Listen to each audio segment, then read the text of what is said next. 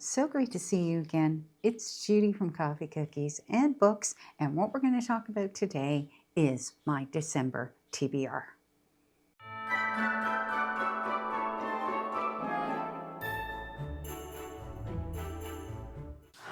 So this is it, the last TBR for the year of 2025.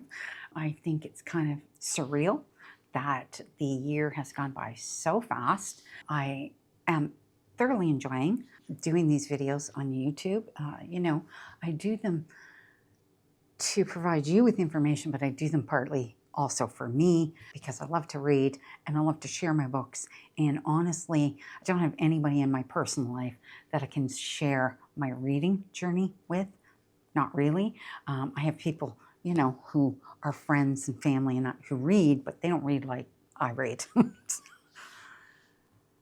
They'd probably go a little crazy if they read like I read, but I just really wanted to say huge thank you to all of you who watch my channel, who have taken the time to subscribe, who take the time to comment, especially when I ask for suggestions and comments. You guys are wonderful, and I cannot say enough thank you.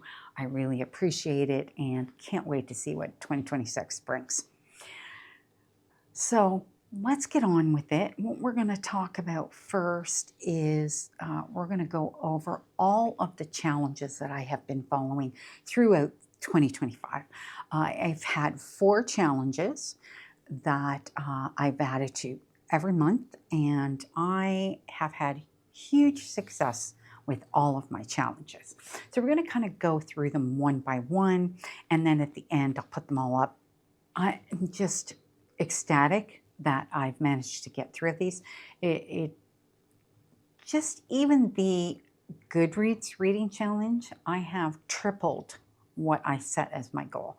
Now, realistically, I kind of set my goal based on my previous years of reading, and this year has been significantly more, but I'm not going to talk about my Goodreads challenge right now. We'll talk about that at the end of the year, but yeah, so pretty good. I've been pretty happy about that.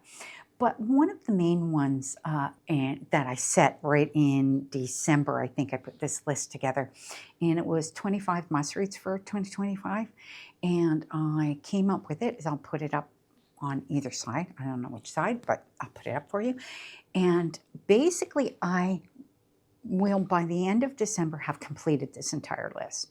So the only thing that's left is Ballad of Songbirds and Snakes. That is going to get read in December.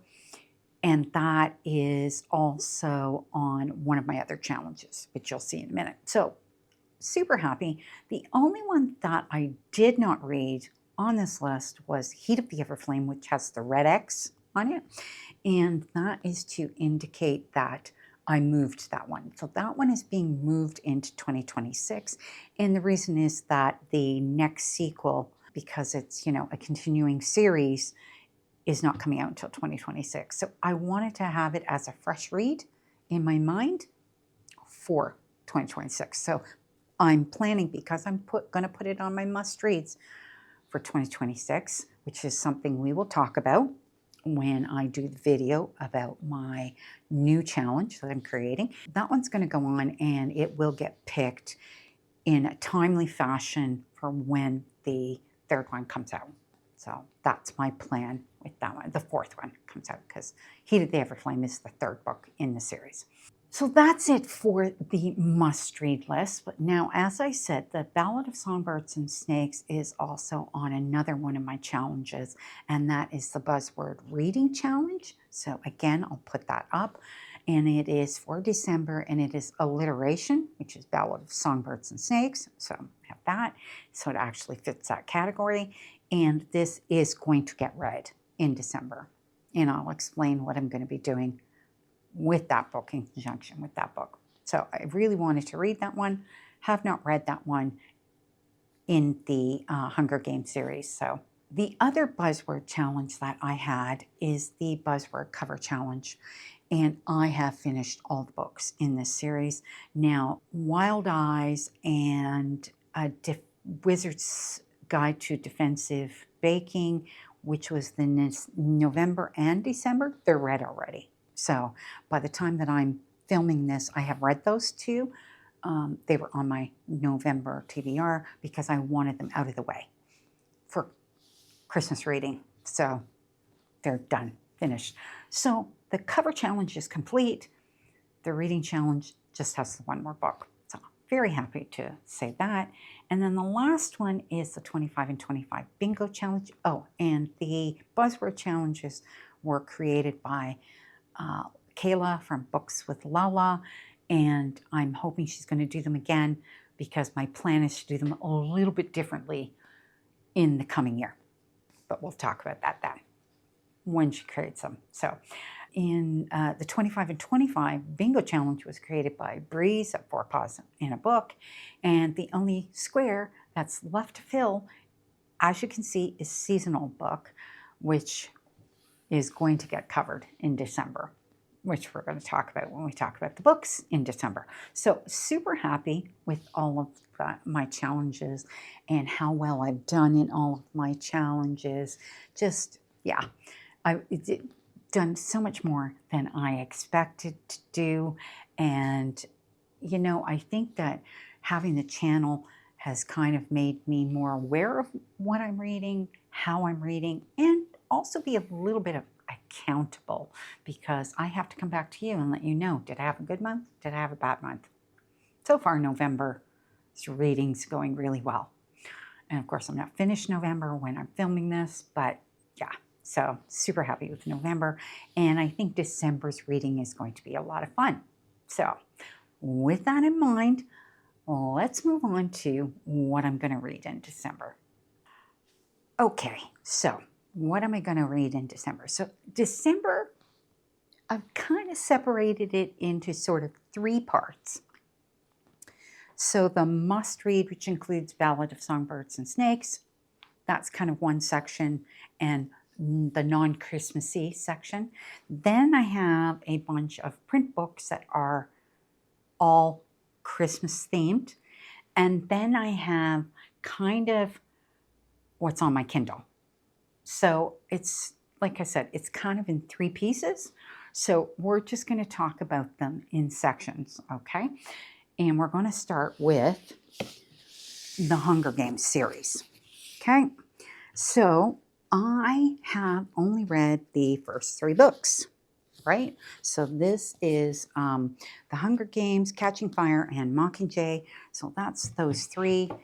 I am going to reread these three books before heading into the Ballad of Songbirds and Snakes. So this is my plan, okay?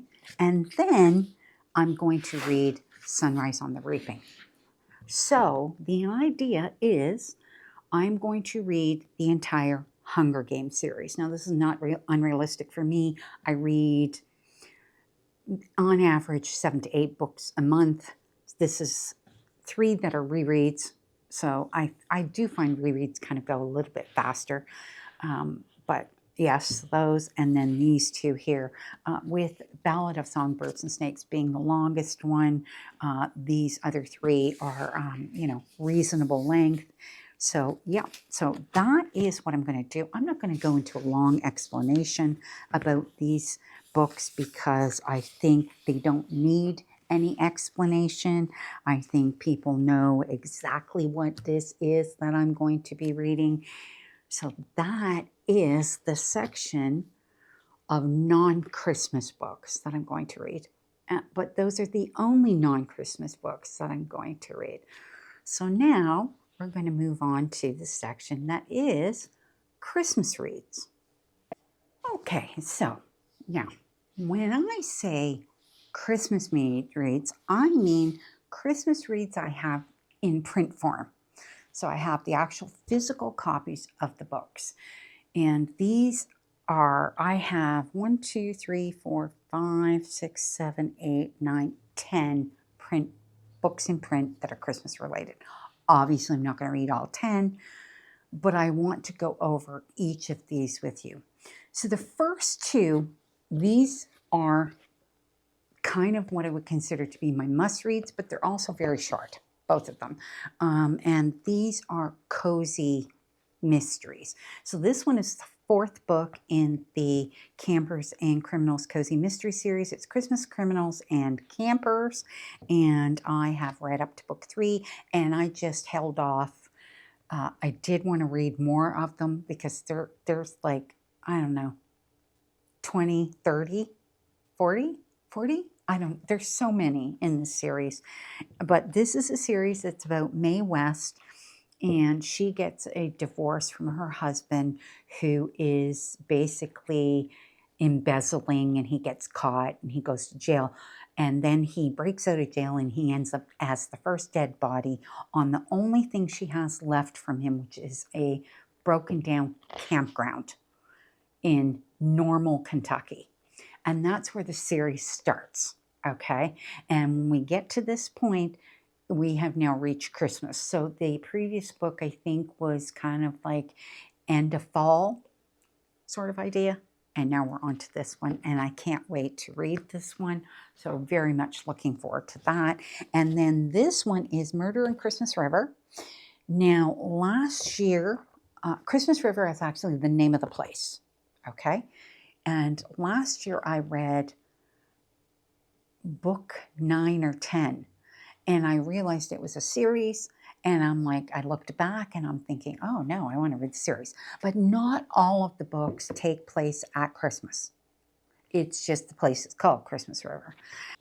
So I went back and I bought the first 3 books, and this is the first one, and it takes place at Christmas. So this introduces our characters, the main character being Cinnamon Peters. She is a baker, and she has a bakery in Christmas River, and this is where this starts, and she finds a dead body, it says here, and then that introduces her to the sheriff, and it kind of goes from there. So I really loved the book that I read. These ones are a tiny bit longer. I think they're closer to 200 pages, whereas these are usually 140, 150 pages. So a tiny bit longer, but because these two are so short, this is like reading one regular book between the two of them. So I can't read it. Can't wait to read both. Yeah. So those are must reads.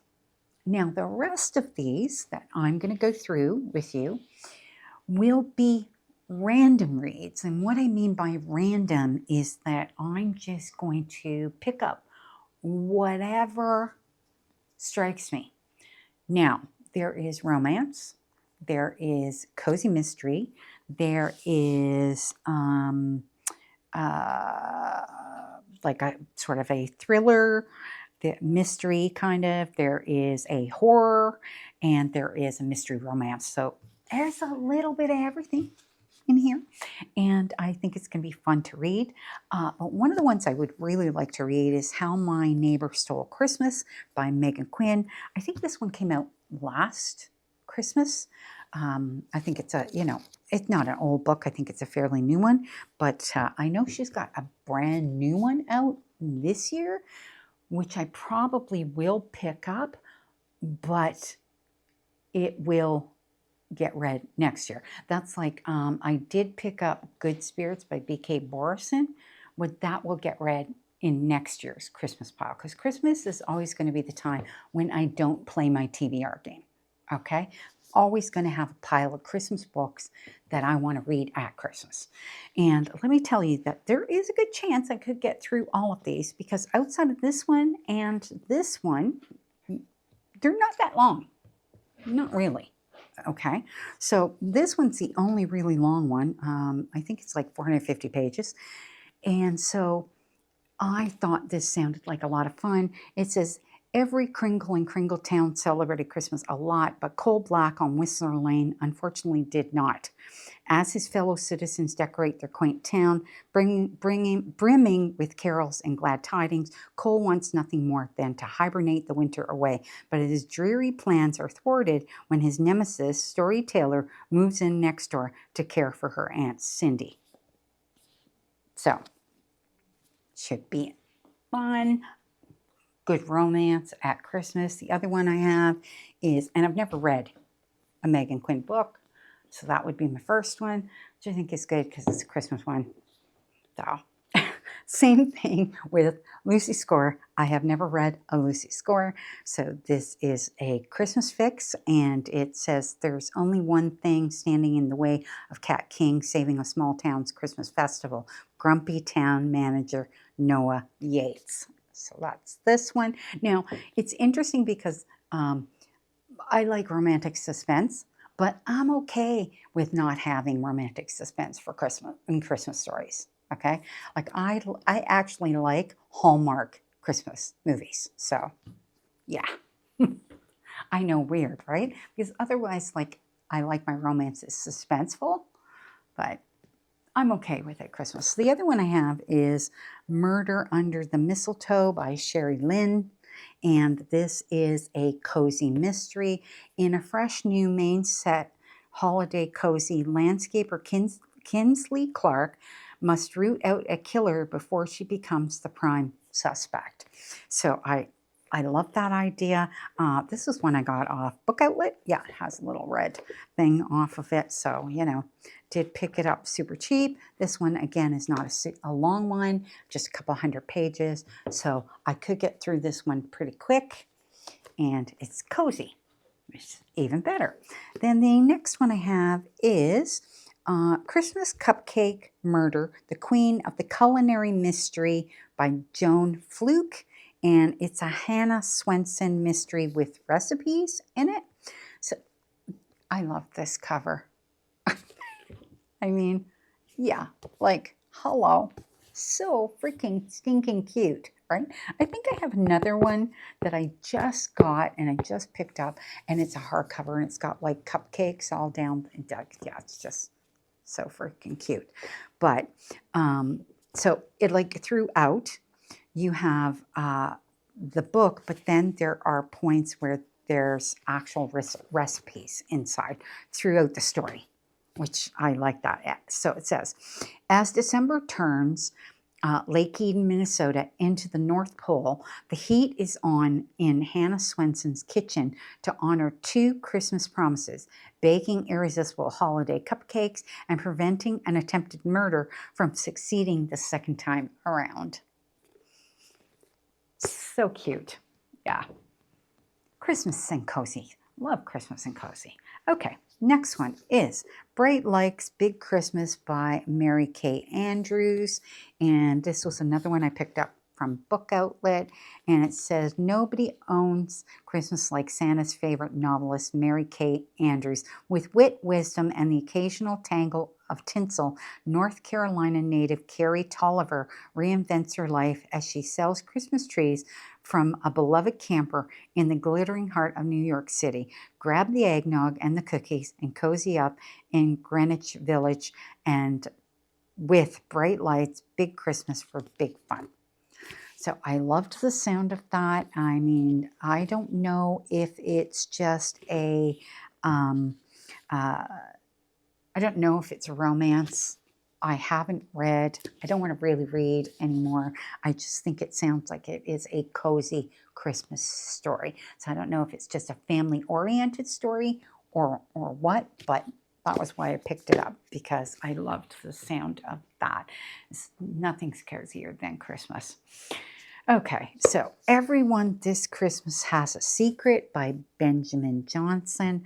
And this one, of course, is just a quick novella. And I have not read any of his books, but I don't believe that they're actually, I don't believe you have to read them in order. And this one is a Christmas one, so I got What the Heck. It says, my name's Ernest Cunningham. I used to be a fan of Golden Age mysteries until I found myself frequently stuck in the middle of real life ones. I'd hoped that any self-respecting murderer would take it easy over the holidays. I was wrong. So here I am at the Christmas show of world-famous magician Ryland Blaze, whose benefactor has been murdered. My suspects are all professional tricksters: the magician, the assistant, the executive, the hypnotist, the identical twin, the counselor, the stagehand. If I can see through the illusions, I know I can solve it. After all, a good murder is just a magic trick, isn't it? Everyone this Christmas is a suspect. So, and I mean, you know, super short. Yeah, like 140, 150 pages. That's it. perfect, right? Yeah. I love those short ones. Short ones are really good. There's another one that's not too long, and this is, I think, is a horror. I mean, you can kind of tell. It says Better Watch Out. And so it says Thriller by James S. Murray and Darren Wehrmouth. It says a suspenseful serial killer thriller that will leave you wondering, is Christmas really the best time of year? 48 hours until Christmas, Jessica Kane wakes up with blurred vision and ringing ears and in excruciating pain. The last thing she remembers is going for a run and something or someone hitting her on the head, leaving a gash and blood running down her face. That's all I'm going to read about that. And yeah, another one off Book Outlet. So love this. Yep. And then the last one is the one I got from Book of the Month in December last year. And that is The Most Wonderful Crime of the Year by Allie Carter. Never read anything by Allie Carter. Loved the cover. Thought it was fantastic. And it says, Knives Out gets a rom-com twist in this rivals to lovers Christmas romance mystery. The bridge is out, the phones are down, and the most famous mystery writer in the world just disappeared out of a locked room 3 days before Christmas. So that's it. That's all I'm going to read on that one. But I figured as good a time as any to read this because it's been sitting on my shelf since December of last year. Well, actually, you know, most of these were ones I got in December last year, and then a bunch I've picked up kind of a little bit here and a little bit there as we've gone along when book outlets had their sales and that kind of thing. So, but yeah, I don't know. I don't know if Book of the Month is going to have anything Christmas themed, or if it would be really fun if Aardvark had a Christmas thriller horror as well available in December. That would be a lot of fun. And Aardvark would be the book club that would have something like that, I would think. They always usually do. And that's it. Okay, so that's all that I have. Now, the other part that we talked about, and we're going to go into a little bit more, is what I have on my Kindle. And yep, everything looks completely different. So my apologies, but the portion of the video that I did initially that had my Kindle Unlimited Christmas reads disappeared into the ether. I have no idea where it went. It just, yeah, like it's not on my camera. It's not on my computer. It's nowhere. So I am refilming just this portion. So this is where we're going to talk about all of the Christmas books that I have on Kindle Unlimited. And these are the books that I'm potentially going to read. It'll be from this selection. I won't read all of them. I mean, that's a given, but I just wanted to kind of go over them. I think a couple of them are in the winter season, maybe not necessarily Christmas, but winter. And then the rest of them are, I think, holiday romances. But I do actually, I do have one that's kind of a holiday cozy mystery, and we're going to go over that one first. So a bit of a mix of everything. I can't apologize enough, but hey, at least we're getting it done, right? Okay. The first book that I have is A Holiday Homicide, which is a secret bookcase mystery, book 4. So I have read the first 3 books, all on Kindle Unlimited. So I just saved this one and waited because I knew this one was over the holiday. This is about Annie Murray, and she works at a bookstore that's called The Secret Bookcase, and she works with a group of other people that are really wonderful characters, and of course they solve murder mysteries. So in this one, it says, as whispers of foul play swirl like snowflakes, Annie soon finds herself tangled in a web of secrets, small-town rivalry, and long-buried mysteries. With pub owner and new love Liam, so originally their relationship was not so great. and it kind of developed from there. By her side and the help of loyal bookstore colleagues, Annie sets out to solve Redwood Grove's latest murder mystery. So, love this. This is Redwood Grove, California. So it's like Northern California is where these take place. Just love these books. Okay, the next one is I'll Be Home by Tate James and Heather Long, so a dual author. It says, they say you can never go back. Of course, I never wanted to return. It took me years to age out. Once I made it, I took off and never turned around. Trust me, there was only 3 reasons I managed to survive there as long as I did, and they abandoned me as soon as they were able.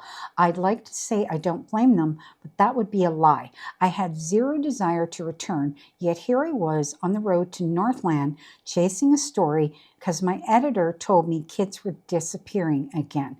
It doesn't matter what I want. I'm taking the fastest route to the darkest part of my past, and then I'll be home. Please note, this is a reverse harem, so obviously it's a romance, and the author suggests you always read the foreword in the books. It contains obviously some trigger warnings in it, so reverse harem. Okay, so that's that one. And I have had that one on my Kindle for quite some time, so the likelihood is I probably will read that one. The next one is a short novella, and it is called How Luca Gugino Stole Christmas, a second chance romance novella, and it's only 78 pages, so it's pretty quick, and it's by Anna Nawalo. Says, someone put a hex on me. All I want for Christmas is to enjoy my cousin's wedding in a small Italian village. Instead, I'm stranded at the Rome train station due to a nationwide transport strike and 0 rental cars. Who do my parents send to my rescue? Luca Gugino, my ex. Yeah, this one's going to be fun. And it's only 78 pages, so the likelihood is that, yeah, I'm going to read that one. Next one is the first of 2 Claire Kingsley ones that I have, which are standalone romances, small town Christmas romances. First one is Sleigh Bells and Snowstorms, and it says, handsome and charismatic, charming Jensen Lakes is an enigma in a designer suit, but his Playboy reputation is a persona, one of many, that he uses in his unique line of work. A priceless heirloom goes missing before the holidays, and Jensen is hired to find it. Tracking down the perpetrator will be simple. He'll be in and out before Santa hits the chimneys. Yes, but you know, things never go the way you think they're gonna go. Okay, so it sounds like there's a little bit of danger. Obviously, there's the female character is Natalie Thatcher. So, yeah. So I think that one sounds like it's going to be fun. And what is this one? How many pages is this one? 292 pages. So it's not really super long, but it is the first of 2 romances that I have from Claire Kingsley. So I might just choose one of them. We'll see how I feel when the time comes. Second one is How the Grump Saved Christmas. So this is actually a small town romantic comedy. And this one's 378 pages, so it's a little bit longer. Hardworking Isabel Cook has a serious problem. Her family farm site of Tillicum's Christmas Village is in trouble, big trouble. And worst of all, the man trying to buy it is none other than the grumpiest, grinchiest man of them all, Elias Stoneheart. That's a big note. She's not letting him get involved, not with his heart made of coal. So I love the cover. Actually, the cover on both of those books look really adorable. So one of the 2, we will see. Then the next one I have is actually a collection of 3 romances from the, the Susan Hatler's special edition. 3 sweet, feel-good holiday romances full of small-town charm, second chances, and heartwarming happily ever afters, perfect for readers who love uplifting Christmas love stories, cozy mountain towns, and unexpected connections. So it is a Christmas mountain romance collection. So I saw that, and it's 3 books, and it's only 590 pages. So maybe I might read one of the books. Who knows? Maybe pick whichever one of the 3 most interests me. Read that. For now, we shall see. But I do have some other good choices, right? So the next one, which is my last one, is actually a winter thriller. I think it's a thriller. Let me just see. I think that's what it's rated as. Ooh, what is it? Oh, yes, an addictive psychological thriller. So, a sister looking for answers, a brother with secrets to hide. Oh, it's Dead of Winter by Carrie Beavis. Sorry, like duh. I'm like completely thrown off by the fact that I lost all of this recording, but that's okay. I'll live with it. Yes, so a sister looking for answers, a brother with secrets to hide. 3 days before Christmas, I traveled to Midwinter Manor in Norfolk through a worsening snowstorm to meet Daniel, the brother I never knew existed. He has reluctantly granted me an hour of his precious time. The welcome I receive is frosty. Daniel is cold, intimidating, and unfriendly, while his wife Rose is polite but tense. From the moment I step through the door of this imposing manor house, I sense I'm not welcome. When I go to leave, a snowy blizzard prevents me. Then there's a power cut, and I can't let anyone know where I am. I realize I'm trapped. Something feels wrong in this house. The way Daniel and Rose speak in whispers behind closed doors suggests something's amiss. As cracks start to form in their stories, I wonder what it is they're hiding. Midwinter Manor is a house full of secrets, and some of them are dangerously deadly. I love the sound of that. How many pages? 350 pages, so not too long. So that's kind of a thriller, which I thought would be great to kind of throw in there with everything else that I have.